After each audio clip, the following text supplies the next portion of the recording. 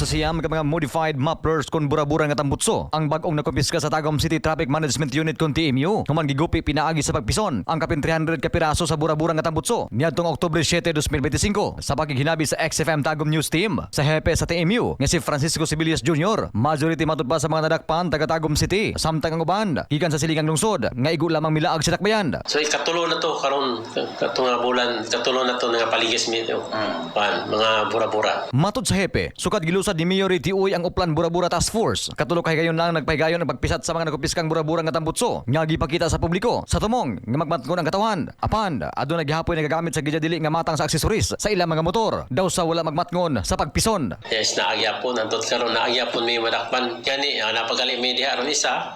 So klaro man jud kay na nga bura-bura. Pero kasagaran jud taga-Tagum mga batanon nag-modified jud sa mga ilang mga motor. Kahinumduman nga nagbahat ang mayor sa dakbayan nga dili undangan ang paggukod sa mga bura-bura nga tambutso hangtod nga mahurot kini. Giklaro ni Civilles nga parayon ang ilang operasyon batok bura-bura adlaw gabi sa tinguha nga matagan og tubag ang mga reklamo tungod sa alingugngog nga hatod sa bura-bura nga tambutso. Matag adlaw na ami karon usahay wala pero kasagaran jud na makatakot jud ako mga tao og mga open pipe mga tambutso. Nangayo usab og dispensa ang hepe sa TMU ngadto sa katawan nga dili nila makomodar sa usa ka higayon ang tanang reklamo kalabot sa bura-bura tungod sa kakulangon sa ilang mga personahe. Daghan gani kayong mga request dili po namo maisa-isa. Sumadtuan man namo pero dili pud lagi madungan kay tungod sa kulang mi unya tag-duty pa og adlaw. Nya kana galing duty nila gabi wala volunteer na wala na overtime pay. Para makita og maabot ang ambisyon, dapat din perminting ato ang vision. Mag Vision X Plus soft gel capsule adlaw-adlaw alang sa nakayusang Pilipino para sa Pilipinas. Katropang Larsanyol, XFM News.